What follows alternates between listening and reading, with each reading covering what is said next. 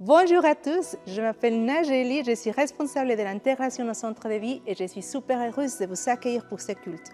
Profitez du message, ouvrez votre cœur à ce que Dieu a à vous dire et n'oubliez pas de vous abonner à notre chaîne et d'activer la cloche pour ne rien manquer. Que Dieu vous bénisse. Bonjour à vous tous. C'est un privilège de me retrouver devant vous ce matin pour vous apporter le message que Dieu a déposé dans mon cœur. Vous savez que j'aime la parole et j'espère que vous aussi.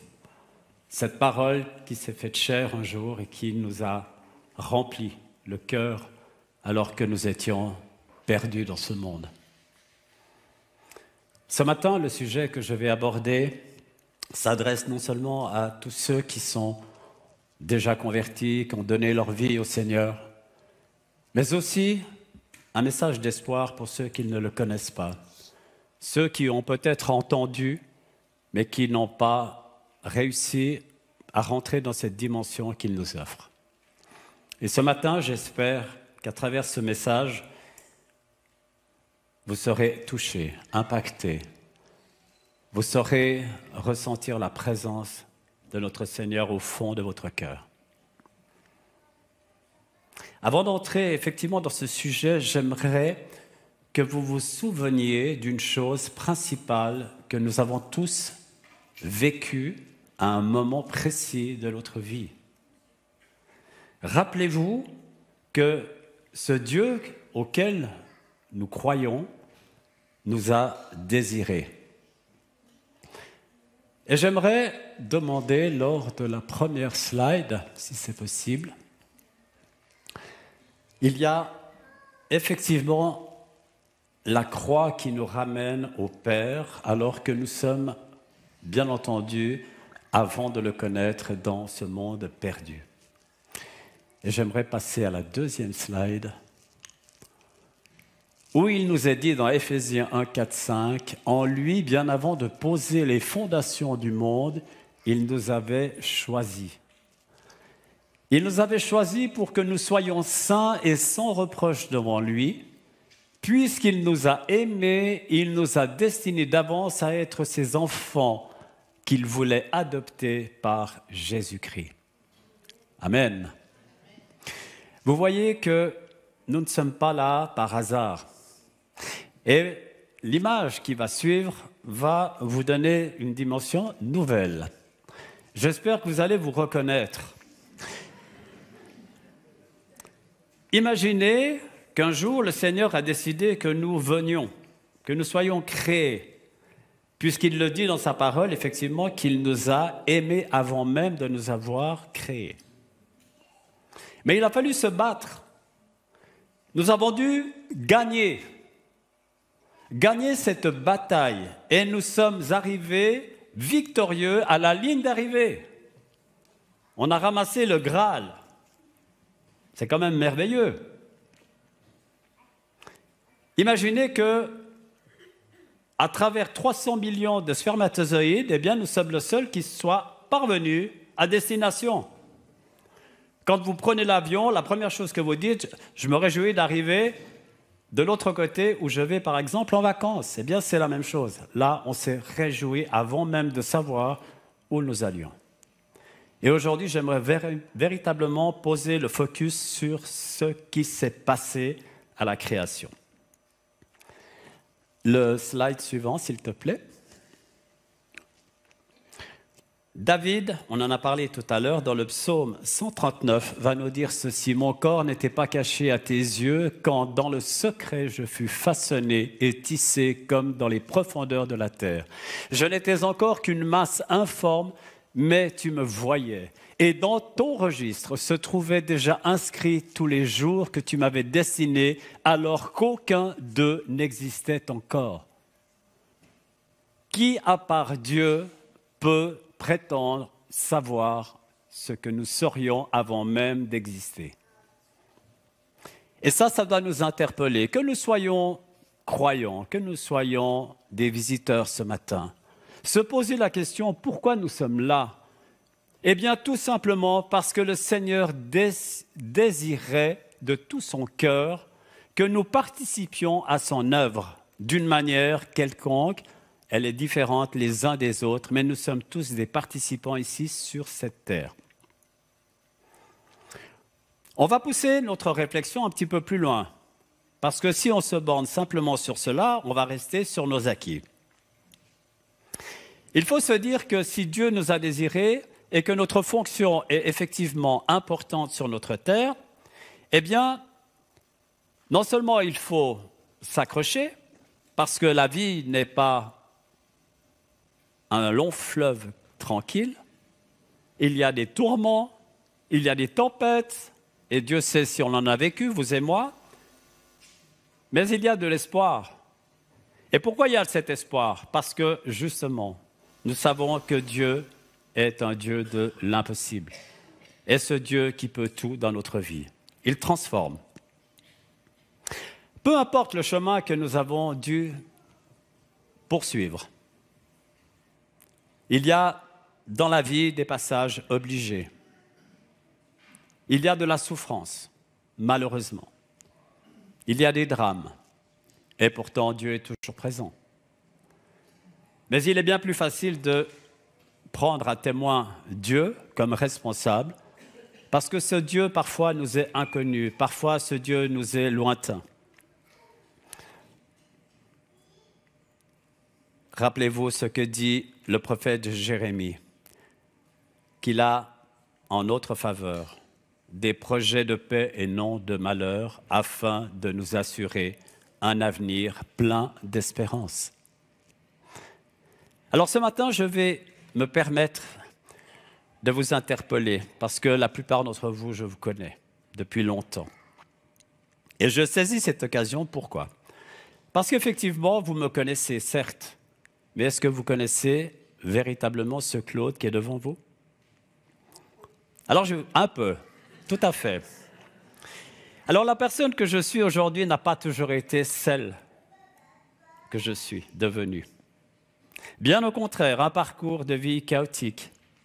Dès ma venue, ici-bas, d'un enfant abandonné par sa mère génitrice, adopté par une famille aimante, mais qui, peu de temps après, me fait devenir orphelin de mon père adoptif.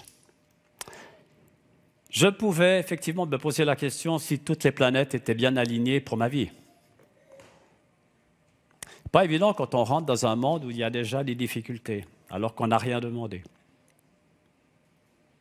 Mon existence, effectivement, devait passer par là. Mais par contre, j'avais un besoin d'être aimé. J'avais le besoin d'être entouré. Puis par la suite, le besoin de réussir dans tout ce que j'allais entreprendre pour être accepté. Parce que je ne trouvais pas réellement cette place que Dieu m'avait confiée. Et j'ai souffert longtemps. J'avais l'impression que pour prendre et trouver ma place dans ce monde, il fallait que je me surpasse, que je sois meilleur que tous ceux qui m'entouraient.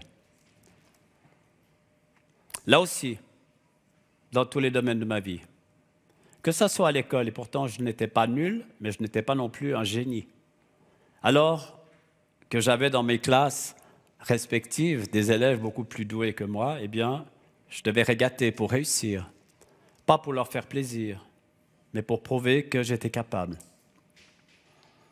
Dans tout ce que j'ai entrepris, j'avais besoin d'être entouré, d'être aimé. Cet amour, peut-être dû à l'abandon initial, devenait, on va dire, obsessionnel. Tout ce que je faisais, ce n'était pas le fait d'être reconnu pour être couvert de louanges, mais simplement pour me dire que j'avais une fonction spéciale ici. Je pense que toute ma vie, j'ai été un être passionné. Passionné par déjà tout ce que Dieu me permettait de voir, la nature. J'ai toujours aimé la nature. J'aime me sentir à l'intérieur de la nature. Elle me parle. Mais aussi, je me sens investi dans tout ce que j'entreprends, que ce soit dans mes études, que ce soit dans ma profession, que ce soit dans mes hobbies, et Dieu sait si j'en ai, le football, le théâtre, l'écriture, la cuisine. Et tout ça, sans m'en apercevoir, eh bien, je m'apercevais que Dieu n'avait pas besoin simplement que je me pose des questions, mais il m'avait donné des dons. Et ces dons, il me disait, mais qu'en fais-tu? Mets-les à disposition. Alors, quand on parle de cuisine, il y en a certains parmi vous dans cette salle qui ont déjà dégusté. L'écrit, pareil, j'écris, merci Seigneur, mais encore une fois, je remercie celui qui m'a donné ces possibilités. Petit, bien entendu, j'étais sans arrêt dans les jupons de ma mère parce que j'avais peur d'être abandonné une deuxième fois.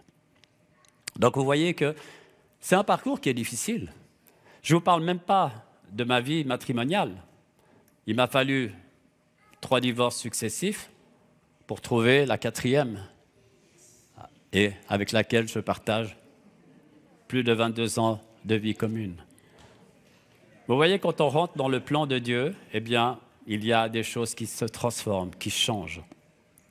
Alors me direz-vous, où était Dieu dans ma vie? Alors ce Dieu, je ne peux pas l'ignorer parce que je l'ai connu depuis tout petit. J'ai suivi l'école du dimanche. J'ai connu Jésus. Alors c'était fantastique, les histoires me plaisaient. Mais quand on grandit, eh bien, on a la fâcheuse habitude, c'est qu'à un moment donné, on veut être indépendant. Donc on n'a plus besoin de Dieu. On ne va pas le chercher, c'est normal. On est les grands. Et puis on se perd parce qu'on cherche. On cherche quoi? On cherche un repère. On cherche un père. Un père que je n'ai jamais connu. Ce père géniteur, je ne l'ai jamais connu. Ce père adoptif, le premier, je l'ai perdu. Et je n'avais plus de repère réellement. Alors je cherchais désespérément. Et il a fallu attendre l'âge de 54 ans pour que je prenne réellement conscience qu'il y avait un Père qui m'avait créé, il y avait un Père qui m'avait aimé, désiré et qui avait écrit mon cheminement dans cette vie. Et c'est lui que j'ai découvert et c'est lui qui a transformé ma vie. Dieu a utilisé l'amour qu'il m'a donné pour que je puisse le redonner à mon tour. Et aujourd'hui, on l'a chanté tout à l'heure, on peut aimer, on est appelé à aimer les uns les autres avec tout le cœur que Dieu a pour chacun de vous. Et c'est cet amour que j'essaye de vous donner. Alors des fois, on est maladroit dans l'amour, même dans son couple, même avec ses enfants. Mais des fois, ça cache aussi des souffrances, des douleurs, parce qu'on n'est pas à même de pouvoir tout dire. On a encore des secrets que seul le Père connaît. Mais ce Dieu, aujourd'hui, eh bien, c'est celui que je sers. C'est celui, et le seul regret de ma vie, c'est de ne pas avoir su le servir plus vite. Parce que je pense que j'aurais peut-être eu quelque chose de meilleur encore. Parce qu'on a un Dieu d'abondance, rappelez-vous. Alors ce matin, je vais vous interpeller, parce que vous aussi, vous avez une vie. Vous avez une histoire qui a été écrite. Et on l'a des fois transformée, cette histoire, parce qu'on a pensé justement que Dieu était secondaire dans notre vie. On pensait qu'on était plus fort dans nos choix, dans nos décisions, jusqu'au jour où on rentre dans le mur et qu'on s'aperçoit que ce Dieu, le Dieu d'Abraham, d'Isaac et de Jacob, est indispensable à nos vies. Ce matin, j'aimerais vous donner 2 principaux versets qui, pour moi, ont changé aussi beaucoup de choses dans ma vie. Il nous est dit, si tu peux envoyer les slides successivement. Bienheureux les... Oui, non, tu peux revenir. Bienheureux les hommes dont tu es la force dans leur cœur, ils trouvent des chemins tracés, car lorsqu'ils traversent la vallée des larmes, ils en font un oasis, à la pluie d'automne vient te recouvrir de bénédictions. Je trouve magnifique ce verset parce qu'on parle, regardez, on parle de la vallée des larmes. Combien d'entre nous avons déversé des larmes de souffrance, des larmes de regret aussi. Mais ce Père si bon récolte toutes les larmes qu'on a déversées et les transforme en un puits de bénédiction pour chacun de nous. Amen. On peut passer à la suivante. Voilà la véritable vérité. Je suis le chemin, la vérité et la vie. C'est ce chemin que je vous encourage à suivre. Cette vérité qui est réellement une vérité. Et cette vie dans laquelle nous sommes appelés à vivre. Dieu nous donne une dimension bien supérieure à celle que le monde nous offre. Ensuite, on peut continuer les slides. Très important, Matthieu nous dit « Entrez par la porte étroite, en effet large est la porte et facile la route qui mène à la perdition. Nombreux sont ceux qui s'y engagent. » Et là, je veux soulever votre attention. Bien souvent, nous pensons que quand on a fait ce premier pas, quand on a décidé de suivre le Seigneur, eh bien, tout est acquis. Mais le monde nous rattrape. Parce que le monde nous offre multitude de possibilités dans notre vie. Et malheureusement, on plonge, on dérape. Et des fois, on a de la peine à se relever si on n'est pas épaulé par des gens qui sont bienveillants. On va passer également à la prochaine. Luc va nous rappeler qu'avant de t'avoir formé dans le sein de ta mère, je t'ai choisi et avant ta naissance, je t'ai consacré. Ça, c'est Jérémie, mais Luc dira « Réjouissez-vous de ce que vos noms soient écrits dans les cieux. Celui qui vaincra sera ainsi revêtu de vêtements blancs.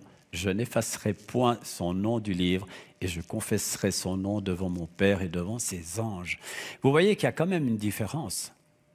Il y avait une slide, je crois, qui était juste avant, si tu peux revenir.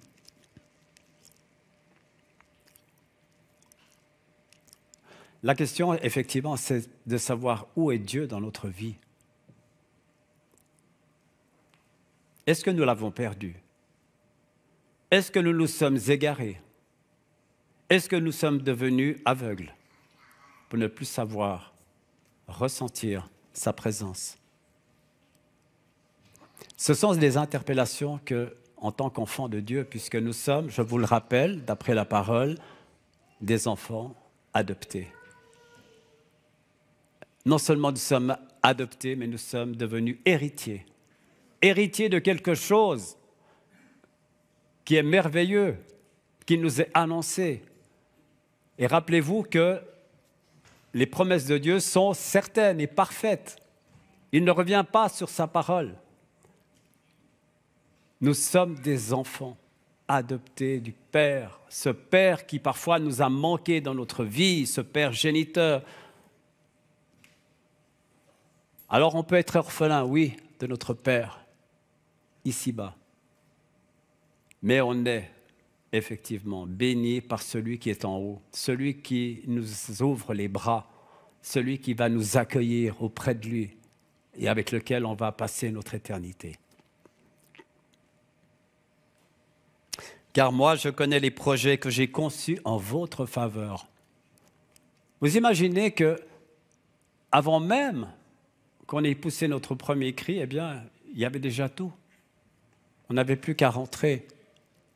Dès la création, Dieu a permis que tout soit en place pour que l'homme puisse jouir de tous ses biens. Eh bien, nous, c'est pareil. Alors, ce matin, j'aimerais inviter ceux qui se sont perdus, ceux qui se sont éloignés de notre Seigneur. C'est de vous accrocher et de dire, Seigneur, eh bien, tu connais mes forces, mes faiblesses, mes manquements. Mais comme le Fils prodigue, tu m'attends, toujours les bras ouverts, toujours prêt à m'accueillir.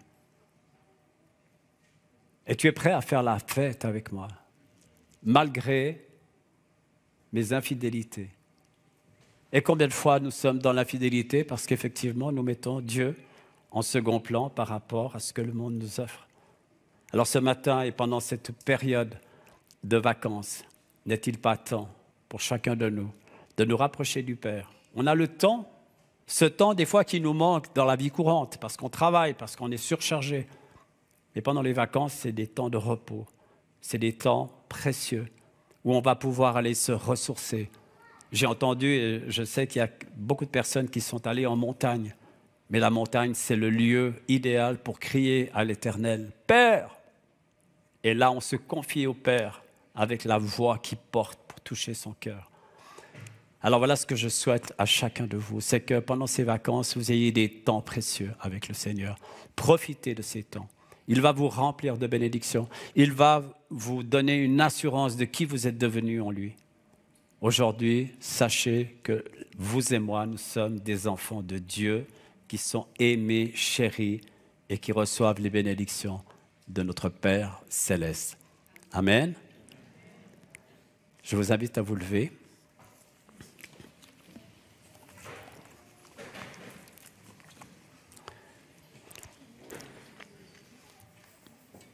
Eh bien, Père, je te remercie pour ce temps précieux que tu nous offres. Ce temps où non seulement tu es présent parmi nous, mais où tu veux que ton enfant, que ta fille, que ton fils puissent entendre ta voix et puissent se confier à toi. Seigneur, je prie pour toutes les personnes ici présentes parce que nous avons une histoire commune. Tu nous as aimés, désirés avant même que nous soyons sur cette terre. Et Seigneur, tu nous encourages non seulement à continuer ce chemin, à prendre le bon chemin que tu nous ouvres, Seigneur, parce que c'est toi qui es devant nous, c'est toi qui ouvres les portes, c'est toi qui les refermes et que nul ne pourra rouvrir derrière nous. Mais celles qui s'ouvrent, Seigneur, eh bien, elles sont définitives. C'est pour nous. Et c'est là où on va y trouver tout ce que notre cœur désire, selon ta volonté, bien entendu. Alors, Seigneur, que tous ceux aujourd'hui qui sont dans le doute, dans la crainte, qui ne te connaissent pas parfaitement, ou qui t'ont mis peut-être de côté, comme je l'ai fait bien souvent, eh bien, que tu puisses raviver leur cœur, que tu puisses ranimer cette flamme, Seigneur, qui vibre en eux, et que le Saint-Esprit puisse se déverser pleinement et que leur coupe déborde de ton amour, de ta grâce, Seigneur, cette grâce qui est imméritée. Et pourtant, quand tu nous ouvres tes bras, nous sommes véritablement dans les bras du Père, dans les bras de l'amour. Alors merci, Père, de bénir chacun et chacune, Seigneur, et que, à votre départ, eh bien, vous soyez devenus différents de ce que vous êtes entrés ce matin. Nous te remercions, Seigneur, et nous bénissons ton saint nom. Amen. Oui, amen. Soyez bénis. Amen. Restons. Pendant qu'on est... Restons encore debout quelques instants. Et j'aimerais adresser un appel, si tu es là ce matin, tu as été touché par le message, tu as été touché ces derniers temps aussi, interpellé. Et pendant qu'on reprendra la louange, mais j'aimerais t'inviter à t'approcher du Seigneur encore plus. Et comme Claude, beaucoup ont une croyance, ont été peut-être même élevés dans une certaine foi, mais le moment est venu de venir au Seigneur de tout ton cœur et de lâcher prise, de tout lui remettre, de tout lui confier, que ce soit pour la première fois ou que ce soit un retour à Dieu. Et pendant qu'on va prendre le chant suivant, il y a un espace ici devant, vraiment il y a un espace. On veut te bénir et prier avec toi. Alors n'hésite pas à venir. Peut-être c'est une personne, peut-être c'est 10, je ne sais pas, mais il y a un rendez-vous divin, un rendez-vous avec Dieu maintenant. Maintenant, viens à Jésus. Recevoir plus de sa guérison, plus de sa libération, plus de sa délivrance. Et que l'huile d'onction, de guérison vienne sur ta vie. Mais pour ça, il y a un pas à faire. Alors je t'invite à le faire maintenant.